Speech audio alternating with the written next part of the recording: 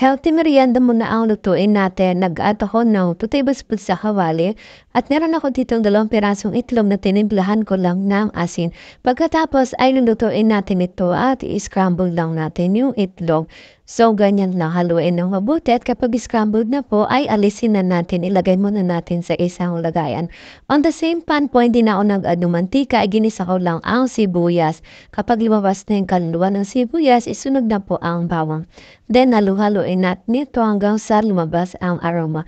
Pagkatapos ay naglagay ako ng isang medium size na carrots na hiniwa ko lang na maninipis.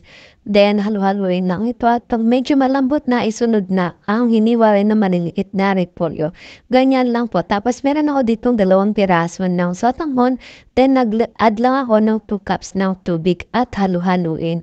Pagkatapos nito, ay titimplahan lang natin siya ng isang pack ng oyster sauce at 1 teaspoon ng paminta. Nag-add din ako dito ng konting seasoning. Kung ayaw niyo po ng seasoning, pwedeng salt na lang po. Pero tikman niyo muna kung okay na ba ang lasa bago kayo mag-add ng iba pang pampalasa. Pagkatapos ay lutuin lang natin ito. Kapag nawala na yung sabaw niya, pwede na natin ilagay yung kaninang scrambled na itlog. O diba napakasimple at healthy ng ating merienda for today. So eto na, ready na, enjoy! Sana po ay nagustuhan niyo ang healthy recipe na niluto natin ngayon. Thank you for watching. Bye-bye and God bless. Happy cooking!